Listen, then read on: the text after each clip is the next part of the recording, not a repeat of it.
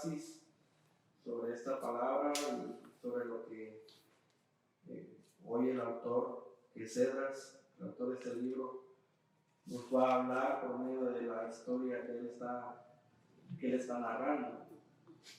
La palabra radical, según el diccionario de la voz española Vox, dice que viene de la raíz o está relacionado con ella.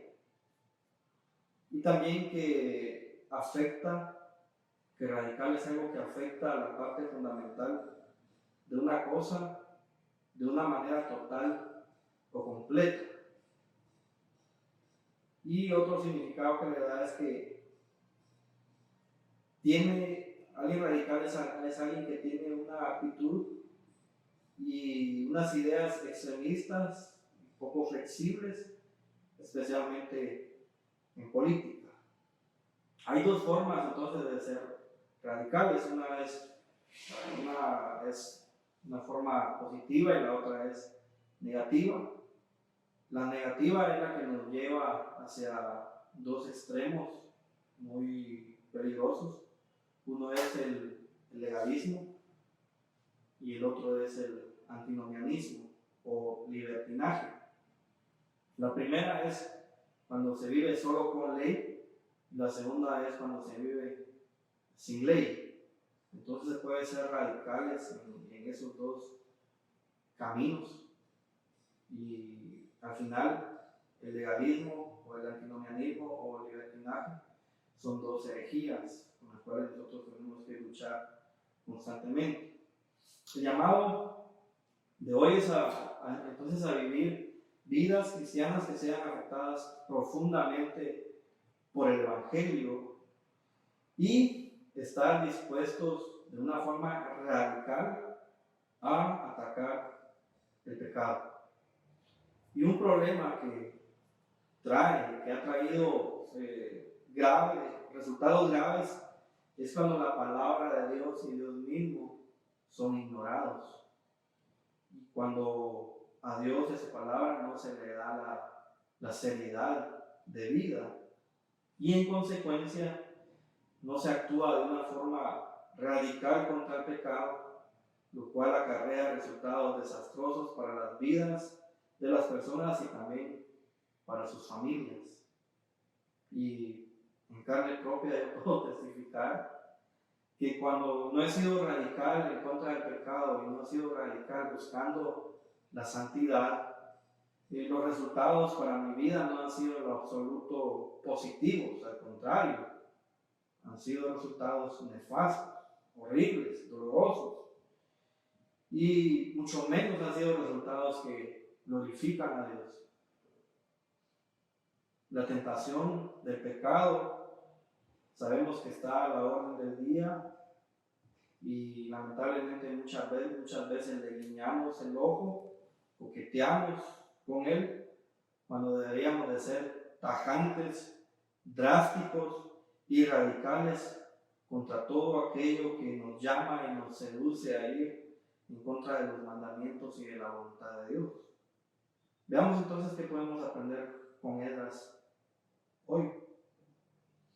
Hoy vamos a estar en los capítulos 9 y 10, los últimos dos capítulos de Esdras. Y para recapitular un poco, en los capítulos 7 y 8, el rey Artajerjes, era el rey de Persia, le concedió a Esdras, quien era sacerdote y era un hombre experto en la ley de Dios, le concedió volver a Jerusalén junto con otros para escudriñar, practicar y enseñar la ley de Moisés. En los capítulos 9 y 10 que estamos estudiando hoy, Esdras describe y habla de la mezcla que hubo entre el pueblo de Dios, principalmente de los líderes con las mujeres de los pueblos paganos, vecinos, y la decisión drástica y radical que deben de tomar para buscarle solución a ese problema. En el capítulo 1 del libro de Nehemías, Esdras, que es el autor de ese libro, él continúa narrando la historia del retorno de los exiliados y él empieza en ese capítulo a describir el lamento de Nehemías cuando Nehemías se entera de la condición de sus hermanos y de las ruinas, de los muros y de las puertas de la gran ciudad de Jerusalén. Esa historia está dividida en 5 partes. La primera es la noticia, encontramos en el capítulo 9, versículos del 1 al 4. La segunda parte es la oración, capítulo 9, versículos del 5 al 15. La tercera parte es la iniciativa, capítulo 10, versículos del 1 al 8. La cuarta parte es la reunión, capítulo 10, del 9 al 15. Y la quinta y última parte es la decisión, capítulo 10, versículos del 16 al 44. Y el énfasis del autor en esos 2 capítulos es que se pueda ver la misericordia de Dios a pesar de los múltiples pecados de Israel y actuar de forma radical hacia el pecado en este caso, de casarse con mujeres extranjeras. Entonces, lo que el autor quiere es que podamos ver esa misericordia de Dios para Israel, a pesar de que Israel había pecado muchas veces, y que se debe actuar de una forma radical hacia el pecado. Y en este caso, el pecado de Israel fue casarse con mujeres extranjeras. Veamos entonces la primera parte, la noticia. Capítulo 9, versículos del 1 al 4. Dice Esdras: al completarse estas cosas, se aproximaron a mí los príncipes, diciendo: el pueblo de Israel y los sacerdotes y los levitas no se han separado de los pueblos de la tierra y han hecho conforme a sus abominaciones, esto es, de los cananeos, los hititas, los fereceos, los jebuseos, los amonitas, los moabitas, los egipcios y los amorreos, porque han tomado de sus hijas para sí y para sus hijos, y han emparentado la descendencia santa con los pueblos de las tierras. Y la mano de los príncipes y los altos dignatarios ha sido la primera en esta infidelidad. Cuando oí hablar de este suceso, rasgué mi vestido y mi manto y arranqué de los cabellos de mi cabeza y de mi barba y me senté consternado. Entonces se acercaron a mí todos los que temblaban ante las palabras del Dios de Israel, a causa de la infidelidad de los del cautiverio. Pero yo seguía sentado, consternado, hasta el sacrificio de la tarde. Aquí hay una clara referencia a la prohibición de no mezclarse ni emparentarse con mujeres de otros pueblos.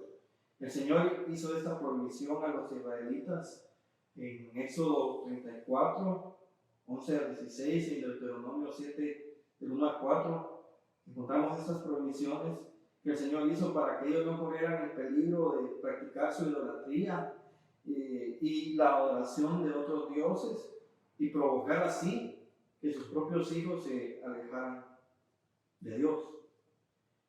Esdras acababa de llegar a Jerusalén junto con los demás líderes y pueblo que se habían dispuesto a volver. Él había traído una reforma que era necesaria con respecto al conocimiento y la práctica de la ley de Dios.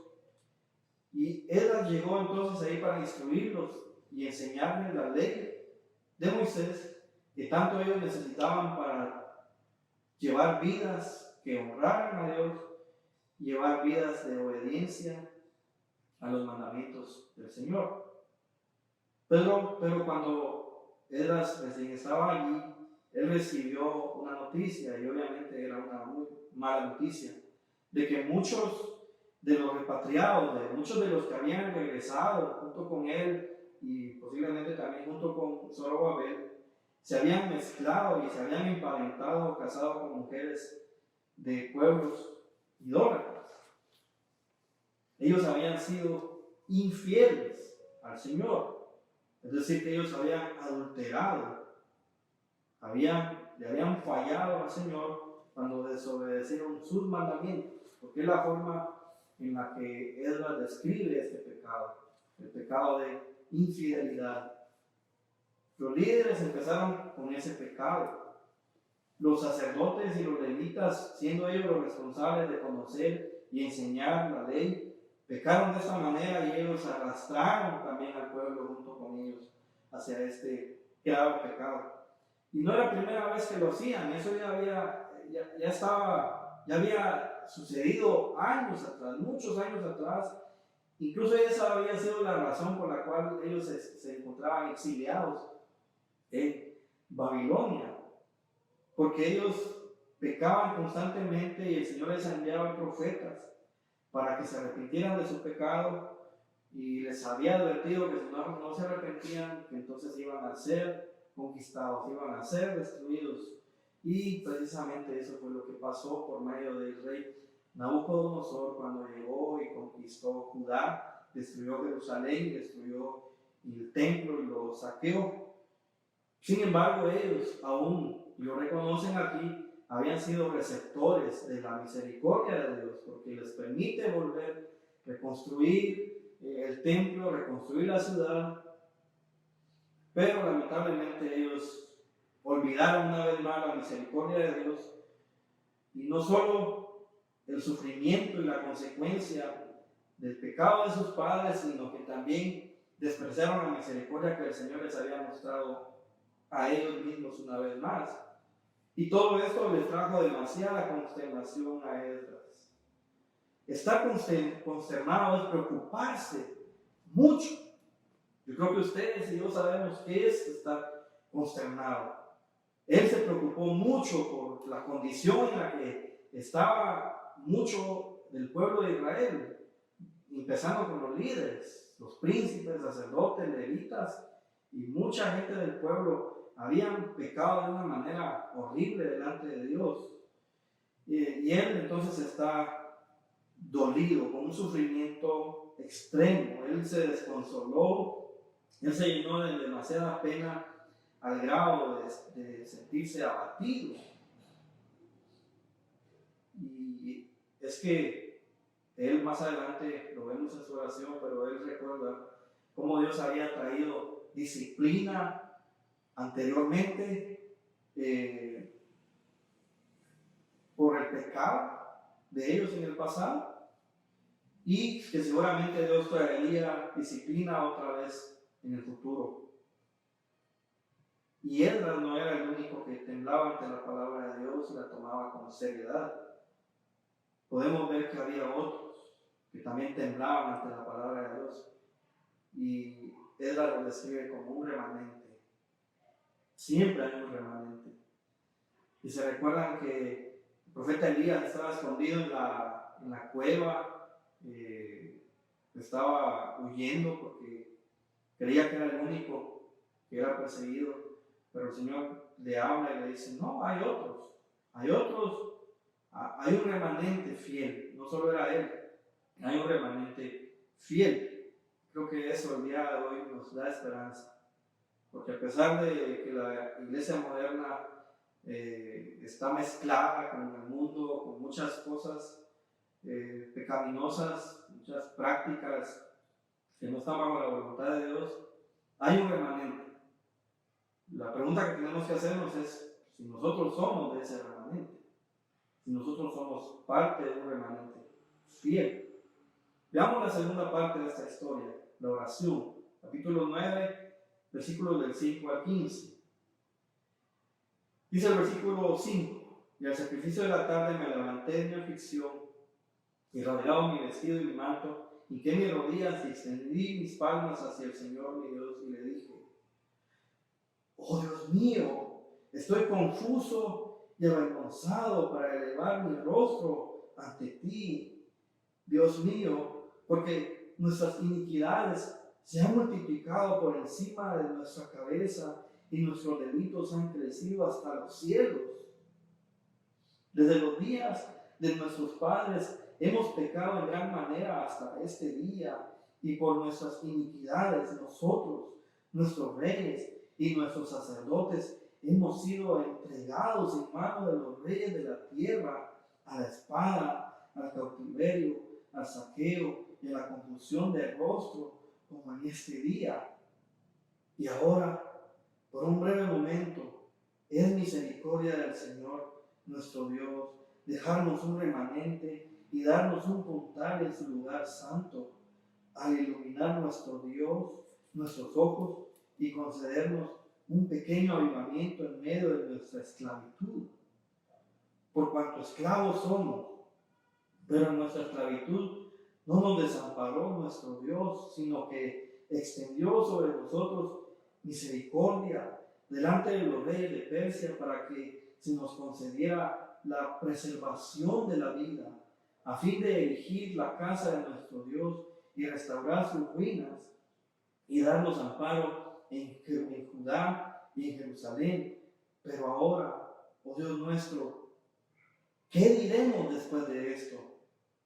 Porque nosotros hemos abandonado tus mandamientos, los cuales prescribiste por medio de tus siervos los profetas, diciendo: la tierra que vais a poseer es una tierra inmunda, a causa de la abominación de los pueblos de las tierras, por sus prácticas abominables con que la han llenado de un extremo a otro con sus inmundicias, por lo que no habréis de dar vuestras hijas a los hijos de ellos, ni sus hijas tomaréis para vuestros hijos, ni procuraréis su paz, ni su bien para siempre, a fin de que seáis fortalecidos y comáis lo bueno de la tierra y la dejéis en posesión a vuestros hijos para siempre. Pero después de todo lo que nos ha sobrevenido por nuestras malas obras y por nuestra gran culpa, viendo que tú, Dios nuestro, nos has preservado incluso bajo nuestra iniquidad, y nos diste un remanente como este, volveremos a violar tus mandamientos, emparentando con pueblos que cometen tales abominaciones. ¿No te indignarías contra nosotros hasta consumirnos, sin que quedara remanente ni escapatoria? Oh Señor, Dios de Israel, tú eres justo, porque nos ha quedado un remanente hasta este día. He aquí, estamos ante ti con nuestra culpa, porque nadie puede estar en pie delante de ti a causa de esto. La primera respuesta de Esdras ante este serio problema fue una respuesta pasiva por medio de la oración. Él primero acudió a la oración, al lamento. Esta es una de las oraciones más hermosas que encontramos en las Escrituras. Esta es una de las oraciones que nosotros deberíamos de usar como modelo para orar delante de Dios por el pecado, por nuestro pecado, por el pecado de nuestra familia, de nuestros seres queridos, de nuestra ciudad, de nuestra nación. Deberíamos de imprimir esta oración y tenerla en algún lugar accesible, que sea un recordatorio de la misericordia de Dios por nuestros múltiples pecados. Es una oración simplemente hermosa. Esta oración está cargada de humildad, y está cargada de gracia, y está vacía de autojusticia, de legalismo y de fariseísmo, porque Esdras no responde con enojo, ni responde con palabras duras y despectivas contra quienes han pecado. Esdras, él mismo se incluye entre quienes han pecado contra Dios. Él puede ver que las iniquidades del pueblo son delitos contra Dios, son delitos contra su santa ley. Esdras está lleno de una vergüenza santa, que es el tipo de vergüenza que todos deberíamos de sentir cuando pecamos. No es la vergüenza que huye de Dios, es la vergüenza que reconoce la falta y la gravedad del pecado y procede a la confesión y al arrepentimiento. Es la oración que se hace delante de Dios, llena de una vergüenza santa como la del publicano, del que nos cuenta Jesús, que no podía ni aún levantar su mirada hacia el cielo por la vergüenza que él sentía por su pecado. Lucas 18:3. Él reconoce que por el pecado de sus antepasados y sus propios pecados, ellos han tenido que ser castigados, han tenido que ser disciplinados por Dios, siendo entregados a reyes de otras naciones. Sin embargo, a pesar de sus pecados, Dios en su misericordia les concede un avivamiento para un remanente que permanecía fiel. Él los colocó en un lugar santo, en la gran ciudad de Jerusalén. Aún siendo esclavos, el Señor no los desamparó, sino que les mostró su misericordia moviendo el corazón de los reyes de Persia. El Señor les preservó la vida para darles el privilegio de volver a Jerusalén, a construirles su casa allá en Jerusalén. Esdras está ahí lamentando el pecado del pueblo de Dios de haberse mezclado con pueblos inmundos y paganos, casándose con sus mujeres, desobedeciendo lo que estaba establecido en la ley de Dios, desobedeciendo esas prohibiciones que estaban en la ley de Moisés. A Esdras le preocupa que a pesar de todas las consecuencias que ellos han tenido que experimentar por sus pecados pasados y que aún así Dios los ha preservado, él hace esa pregunta: ¿cómo entonces van a volver a pecar contra Dios, uniéndose ahora a mujeres extranjeras, a pesar del castigo y de la misericordia que Dios les ha mostrado, que Dios les ha otorgado? Esdras está consciente, él no quiere experimentar de nuevo el castigo divino, que podría incluso resultar en exterminar y desaparecer a todo Israel por causa de su necedad. Esdras finaliza esta oración exaltando la fidelidad de Dios y su misericordia al permitirle vivir a un remanente que reconoce su culpa y que delante de Dios nadie puede estar por causa del pecado. Eso nos lleva a la tercera parte de la historia, que es la iniciativa. Capítulo 10, versículos del 1 al 8. No voy a leer todos los versículos porque se nos haría demasiada extensa la lectura. Ustedes podrían leer más adelante estos capítulos, o quizá ya los han leído para tener un mejor contexto de esto. Dice el versículo 1 del capítulo 10. Y mientras Esdras oraba y hacía confesión, llorando y postrado delante de la casa de Dios, se reunió en torno a él una gran multitud de hombres y mujeres y niños de Israel, y todo el pueblo lloraba amargamente. Entonces Ecanías, ben Jehiel, uno de los hijos de Elam, tomó la palabra y dijo a Esdras: nosotros hemos sido infieles para con nuestro Dios, cohabitando con mujeres extranjeras de los pueblos de la tierra, pero aún hay esperanza para Israel con relación a esto. Ahora pues, concertemos un pacto con nuestro Dios para expulsar a todas las mujeres y los nacidos de ellas, según el consejo de mi Señor y de los que tiemblan ante el mandamiento de nuestro Dios, y sea hecho eso de acuerdo con la ley. En los siguientes versículos, del 4 al 6, Esdras, después de esto, se levanta y pide juramento a los líderes y al pueblo de actuar conforme a lo establecido, y luego ayuna por la aflicción que él está experimentando. Los versículos del 7 al 8 dan a conocer entonces la noticia por todas las ciudades para que se presenten a una asamblea. Hay una convocatoria a toda la nación para que se presente en una asamblea en Jerusalén.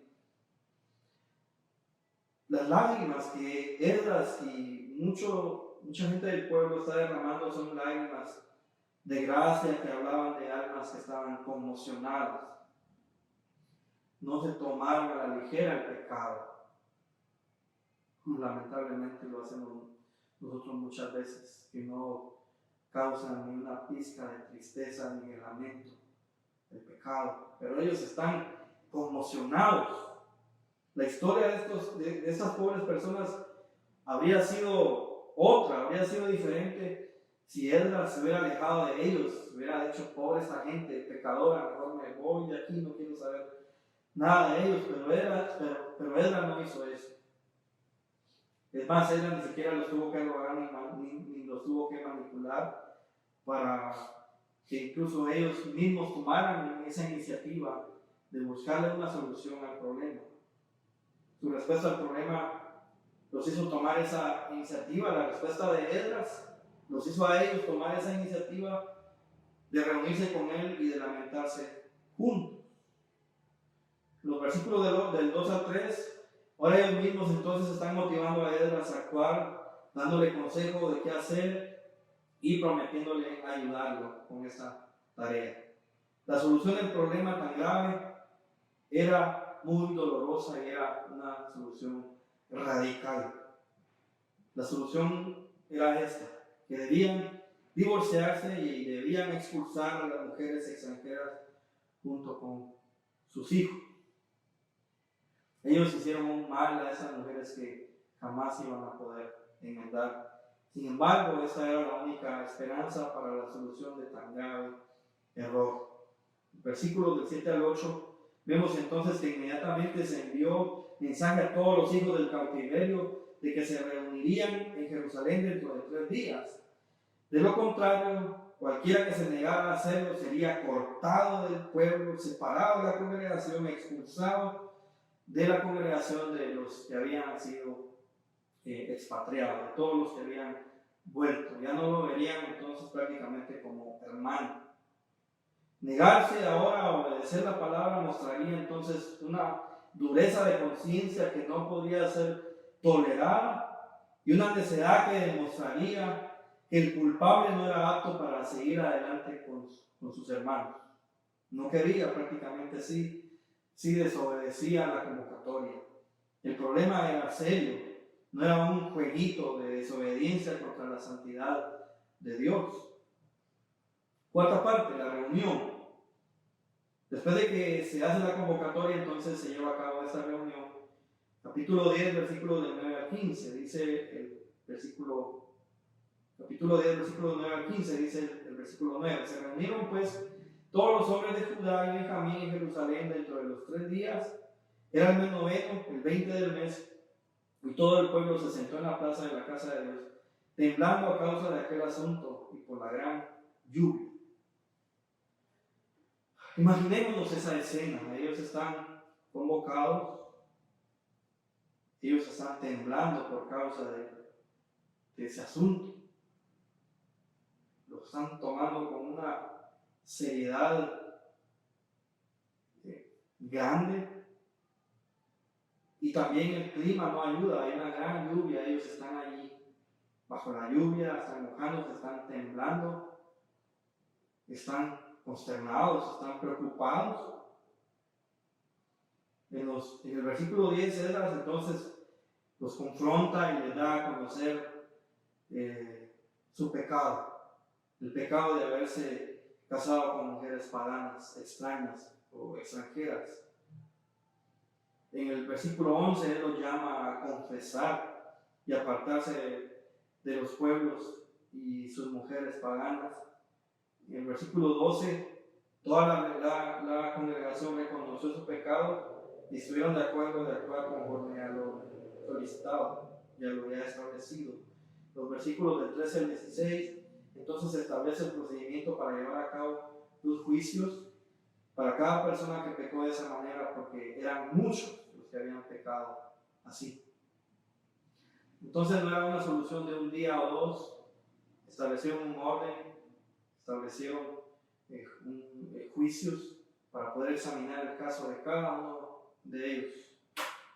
Según algunos comentaristas, se cree que durante estos juicios se percataron de que habían mujeres extranjeras que habían creído, se habían convertido al único Dios verdadero, y que habían otras que habían seguido en sus prácticas idólatras y paganas, y que entonces eran ellas las que terminaron siendo expulsadas. El sacerdote Esdras expuso entonces su pecado ante ellos, no minimizó para nada la culpa y les ordenó cómo actuar si ellos estaban verdaderamente arrepentidos. Ellos habían transgredido la ley, había habido una violación directa de la voluntad revelada de Dios al tomar esposas paganas. Por lo tanto, Él los invitó a hacer confesión al Señor, Dios de vuestros padres, y hacer su voluntad, apartado de los pueblos de la tierra y de las mujeres extranjeras. Versículo 10 al 11. Los quebrantamientos del corazón en esta ocasión se pueden imaginar mejor que describir. Seguramente esto no fue nada fácil, ya había vidas hechas, ya había matrimonios instituidos entre ellos, y tenían entonces que actuar conforme a lo que se les requirió y ellos mismos aceptaron hacer. Con firmeza toda la congregación respondió ante lo que Esdras les dijo. Como tú has dicho, así debemos hacer. Versículo 12, capítulo 10. No hubo inconformidad, ningún intento de evitar el resultado de sus yugos desiguales, sino una determinación incondicional de obedecer la palabra de Dios a toda costa. Si la conciencia de ellos hubiera estado activa solo unos años antes, qué dolor ellos habían evitado, qué punzadas de angustia ellos podrían haber evitado para sus corazones. Pero lamentablemente no fue así. Y así es siempre cuando los hombres intentan jugar rápido y libremente con la voluntad del Señor. Después viene el lamento, después viene la angustia, después viene el dolor en el corazón. La reunión sirvió para confrontar a toda la nación, llamarlos a la confesión y al arrepentimiento y a obedecer la decisión que Esdras había tomado junto a los líderes. Veamos entonces la quinta parte de la decisión, versículo del 16 al 44, capítulo 10. Voy a leer solo un par de versículos. Dice el versículo 16: pero los hijos del cautiverio lo hicieron así, y fueron escogidos por el sacerdote Esdras, hombres, cabezas de las familias de la casa de sus padres, todos ellos por sus nombres. El primer día del mes 10 se sentaron para considerar el asunto, y en el primer día del mes primero concluyeron el juicio de todos aquellos que habían cohabitado con mujeres extranjeras. Y lo que sigue más adelante es un listado de los hombres que habían pecado de esta forma. La decisión que tomaron entonces es puesta en marcha. Los sumos sacerdotes y los levitas ayudaron a Esdras a llevar a cabo los juicios, hombres que él había escogido, cabezas de familias, que él había escogido para ayudarle a llevar a cabo estos juicios. Y esto se llevó en el transcurso de 3 meses. Y en el transcurso de 3 meses, entonces, la iniquidad había sido resuelta en toda la tierra. Todas las mujeres paganas y su descendencia entonces fueron separadas, fueron apartadas. Algunas de las experiencias tuvieron que haber sido desgarradoras, pero todo fue fruto por haberse apartado de Dios y haber actuado con su propia voluntad y no bajo la voluntad del Señor. El capítulo se cierra con una tercera lista de nombres. Ya habíamos hablado de 2 listas. La primera es la que encontramos con Zorobabel, de los que retornaron con Zorobabel. La segunda lista es la que encontramos de los que retornan con Esdras, y ahora tenemos una tercera lista, pero lamentablemente esta lista es una lista de pecadores, es una lista de aquellos que desobedecieron flagrantemente la ley de Dios. Por eso dice el versículo 44 y último del libro y de este capítulo: todos estos habían cohabitado con mujeres extranjeras, y algunos de ellos tenían mujeres que les habían dado a luz hijos. Dios, que antes entonces había notado la fidelidad de muchos de estos mismos hombres al venir de Babilonia, ahora entonces se percató del fracaso de cada uno de ellos, dejando ese registro acá. Y con este registro entonces termina el libro de Esdras. Dios había usado a Esdras para llevar a su pueblo a una comprensión de la forma en que habían fallado en mantener la confianza que se les había dado. Dios entonces usó a Esdras como un gran reformador, y esta es una reforma radical que él lleva al buscarle solución y corregir este grave problema, este serio problema del pecado, que obviamente trajo consecuencias dolorosas una experiencia angustiante para los que tuvieron que obedecer lo que se había establecido y separarse, divorciarse de sus mujeres paganas. Pero aquí vemos siempre el Evangelio en acción. Esa es una parte importante y muy interesante siempre para nosotros, porque todo se trata de Cristo y a Cristo lo encontramos en las Escrituras y lo necesitamos encontrar, y el Señor nos ayuda para eso, porque sin Cristo nada de esto serviría, ningún conocimiento, nada de lo que hacemos, pensamos, serviría. Entonces aquí vemos el Evangelio en acción cuando Dios preserva misericordiosamente la vida de un remanente para cumplir su propósito a través de ellos. En este caso era construir su casa en la ciudad santa. La misericordia de Dios, así como obró para ellos, sigue aún obrando de la misma manera hasta el día de hoy. Cuando, a pesar de nuestros múltiples pecados, así como los pecados múltiples de Israel, de nuestros múltiples delitos, Él nos ha dado vida junto con Cristo. El Señor ha preservado a un remanente fiel que es su iglesia. Y la iglesia es la unión de todos los redimidos y todos los rescatados por medio del sacrificio de Jesús en la cruz. El Señor aún sigue construyendo su iglesia porque Él sigue salvando pecadores que los convierten en piedras vivas. Hay un remanente fiel todavía.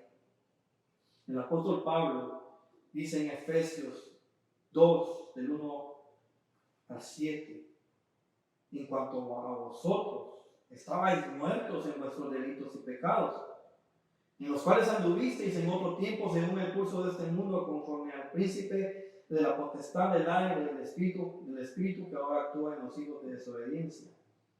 Entre ellos también vivimos todos nosotros en otro tiempo, en los deseos de nuestra carne, haciendo la voluntad de la carne y de los pensamientos, y éramos por naturaleza hijos de ira, lo mismo que los demás, pero Dios, que es rico en misericordia, por su gran amor con que nos amó, aún estando nosotros,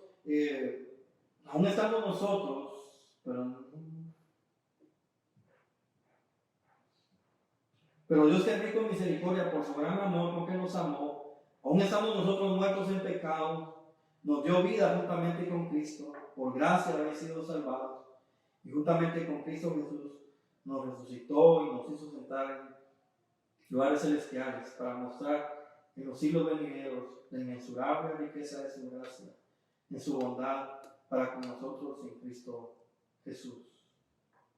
¿Cuál es nuestra condición sin Cristo? Muertos en delitos, en pecados. Eso se traduce en un estilo de vida de constante rebelión, desobediencia, idolatría e infidelidad contra Dios. Eso hemos sido nosotros. ¿Quiénes hemos estado en esa condición? Todos. Todo ser humano, a excepción de Jesús. Todo ser humano, a excepción de Cristo. Esa es la razón por la que Pablo se incluye entre todos cuando dice que nosotros vivimos también como desobedientes. ¿Y qué hacemos en una condición así? Nuestra propia voluntad. Vivir bajo nuestra propia mente e ideas, independientes de la voluntad de Dios completamente, haciendo lo que se nos place, idolatrándonos a nosotros mismos. Cuando pecamos, nuestro mayor ídolo somos nosotros mismos. Somos idólatras, autoidólatras. Eso hemos sido. ¿Qué éramos sin Cristo? Hijos de ira, justos merecedores del castigo eterno de la ira divina en el infierno. Eso éramos nosotros. Eso merecemos aún. Porque ¿qué hay de bueno en nosotros mismos? Nada. Todo lo bueno que somos y tenemos es por Cristo. Es por la misericordia y la gracia de Dios obrando en nosotros y a través de nosotros. ¿Y qué pasó para que nuestra condición cambiara? Dios intervino. Nos amó y nos dio vida junto con Cristo para ahora ser su casa, su iglesia, su morada, su habitación. ¿Por qué Dios hizo esto? Él no estaba obligado a hacerlo. ¿Pero por qué Él lo hizo? Porque Él es rico en misericordia. Porque Dios se deleita en perdonar pecadores. Porque no es la voluntad de Él el castigo y la muerte de los impíos. Porque Dios quiere salvar y Dios salva pecadores. Él se deleita en esto. ¿Cuál es el resultado del amor de Dios por nosotros? Que Él muestra su riqueza, que Él muestra su gracia, que es inmensurable, dice el apóstol Pablo, que no puede medirse. Es tan grande, es tanta la magnitud de la gracia de Dios que no podemos medirla. Lo que podemos hacer es asombrarnos ante ella y ver esa gran bondad y responder con adoración, con obediencia, con fe. Y también Dios ha querido mostrar su gran bondad para nosotros. Y esa gran bondad la ha mostrado en la cruz del Calvario, por medio de su Hijo, por medio de Cristo. Si alguien duda que Dios es bueno, que vea la cruz. Hay personas, incluso yo lo dije alguna vez, ¿por qué Dios permite que la gente buena muera? Eso no pasa. Gente buena no muere. Y si pasa, y se ha pasado, pasó una sola vez. Y eso pasó en la cruz del Calvario. Solo alguien completamente, totalmente bueno, justo y perfecto murió en la cruz, sustituyendo a pecadores perversos como nosotros. Y ahí Él nos muestra su bondad. La pregunta es si apreciamos esa misericordia, si apreciamos esa bondad o si la olvidamos en nuestro estilo de vida, en nuestro diario vivir. Aquí hay unas implicaciones en este texto y quiero darles rápidamente. Una es que Dios odia el divorcio. La solución de Esdras para el grave problema fue el divorcio de las esposas no creyentes, porque el problema era extremadamente grave. Por eso la solución fue extrema, porque el pecado era extremo. Y esta no es la regla, esta es la excepción acá. La respuesta de Esdras a la situación demostró cuán seriamente el Señor tomó el pecado de los matrimonios mixtos, creyentes con no creyentes. El divorcio no es el deseo de Dios para su pueblo. Esa es la primera implicación. La segunda, los cristianos no se deben casar con no creyentes. Dios prohibió esta práctica porque este pecado conducía a otro pecado igual de grave, que era la idolatría, y esto pasó aquí con ellos, cuando se mezclaron. Eso le pasó a Salomón, ¿recuerdan? Y esto pasaba aquí con ellos. Dios es sabio y no por gusto trajo estas prohibiciones.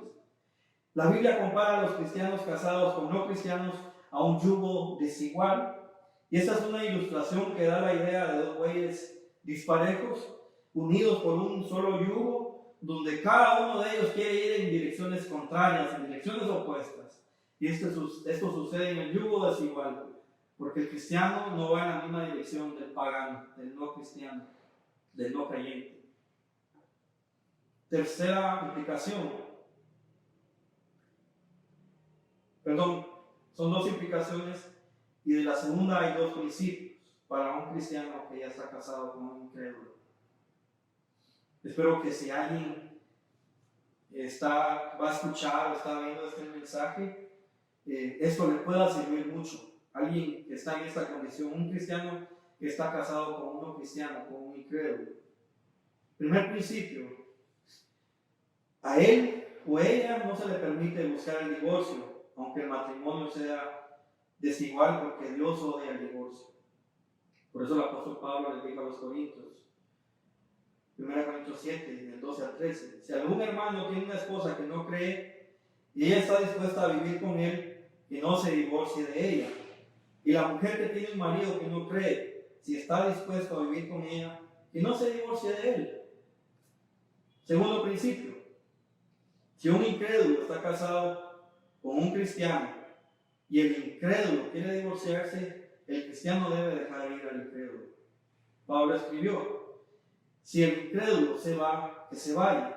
Un hermano o una hermana no está bajo servidumbre en tales casos, pero Dios nos ha llamado a la paz.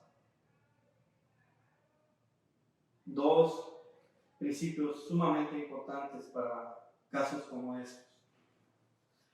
¿Cómo aplicamos esto entonces a nuestra vida? Dios ha sido misericordioso con ustedes, hermanos, a pesar de sus múltiples pecados. Ahora ustedes pueden ser radicales contra el pecado por amor a Dios y por amor a sus mandamientos. Si el Padre, hermanos, si el Padre te ha mostrado su gran misericordia por medio de Cristo, salvándote y permitiendo vivir hasta el día de hoy, vas a seguir en esos pecados que tanto ofenden, deshonran, afrentan a Dios y destruyen tu vida y tu familia. ¿Vas a seguir en esa necedad? Un autor puritano que se llama John Owen dijo: mata al pecado o el pecado te matará a ti. El pecado debe ser mortificado. Debemos de dar una respuesta radical al pecado. Que no te importe la presión de la cultura, de la gente, tu familia o tus cuates, para ser radical en contra del pecado. No es pecado que odies el pecado. Otro autor puritano que se llama Thomas Watson dijo: la ira contra el pecado está libre de pecado. Tenemos que airarnos contra el pecado de una manera extrema y radical. Debemos odiar el pecado. ¿Por qué? Porque el pecado es pecaminoso, dijo el apóstol Pablo. Es decir, que es grotesco, es horrendo, es un monstruo horrible de muchas cabezas que se disfraza de personas y de placeres. Debes odiar al pecado que llevó a tu mejor amigo a la cruz del Calvario. Debes tomar decisiones extremas. Corta amistades, relaciones pecaminosas, conversaciones, chats, hábitos y prácticas ofensivas contra Dios, que le escupen a Dios en la cara. Debe ser tajante, radical. Por eso Jesús nos llama a ser radicales contra el pecado. En Mateo 5, 29 al 30, el Señor dijo: por tanto, si tu ojo derecho te es ocasión de caer, sácalo y échalo de ti, porque más te conviene que se pierda uno de tus miembros y que no todo tu cuerpo sea echado al infierno. Deberíamos de estar listos entonces de tomar un cuchillo y ponerlo en nuestro ojo y sacarlo. Él sigue diciendo: y si tu mano derecha te es ocasión de caer, córtala y échala de ti, pues más te conviene que se pierda uno de tus miembros y no que todo tu cuerpo se vaya al infierno. Más vale llegar al cielo tuertos y cojos que al infierno enteritos, pero sufrir ahí y experimentar el sufrimiento eterno, la ira de Dios para siempre. Sus palabras aquí no son literales, pero deberíamos incluso estar dispuestos a que lo sean, no solo para evitar las consecuencias graves del pecado, sino porque Dios es digno de nuestra obediencia, Él es digno de nuestro amor, Él es digno de nuestra adoración. Podemos ser radicales sin tener que ser legalistas, aunque nos tachen de legalistas, porque sabemos que no es por nuestra obediencia radical que nosotros vamos a ganar el cielo. Y ya lo ganó para nosotros. Porque sabemos que no es por nuestras fuerzas que podemos ser obedientes, sino por las fuerzas y la capacidad del Espíritu de Dios en nosotros. Tomemos decisiones drásticas para abandonar y cortar de raíz cualquier pecado en nuestras vidas. Cristo vale la pena. Cristo vale la pena. Jesús no fue mediocre. Él no fue aguado en cuanto a lograr la salvación para nosotros, cargando Él nuestros pecados en su propio ser. La obediencia de Jesús hacia el Padre fue una obediencia radical, tanto así que Él dispuso su propia vida y su propio ser para recibir el castigo de Dios en nuestro lugar. Entonces, por eso en Él podemos confiar, en Él podemos descansar, porque Él ha pagado la deuda de todas nuestras violaciones de la santa ley de Dios. Él se hizo un criminal en nuestro lugar. Jesús satisfizo la ira de Dios para que ahora podamos nosotros disfrutar sus misericordias y su gracia para luchar en contra del pecado y mortificarlo todos los días de nuestra existencia. Y amigos, si no eres creyente, si no has entregado tu vida a Jesús, el pecado será radical contra ti, con sus graves consecuencias. Pero la misericordia de Dios hoy te llama a creer en Jesús. No desperdicies más tu vida en el pecado, destruyéndote a ti mismo y a tu familia.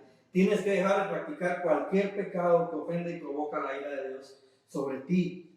Toma la decisión radical hoy de ya no seguir tu vida de esta manera, de ya no seguir pecando contra Dios, y cree en Jesús, quien es la garantía de tu perdón y de tu salvación.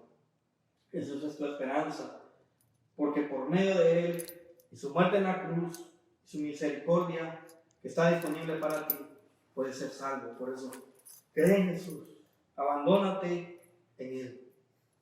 Para concluir, hermanos, nuestras vidas van a brillar más la luz de Jesús si apreciamos y valoramos la misericordia de Dios en obediencia y lucha radical constante contra todo pecado.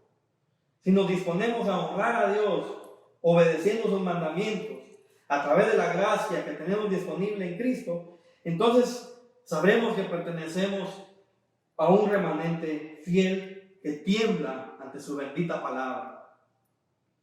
Si nos hemos casado con el mundo, nuestros corazones seguramente están horribles, están deformados. Hagamos entonces una confesión hoy delante de Dios y actuemos separándonos y divorciándonos del mundo y de todo pecado que deshonra el gran nombre de Dios. Que Cristo traiga una reforma profunda a nuestros corazones. Lo necesitamos con urgencia. Cristo sea exaltado siempre.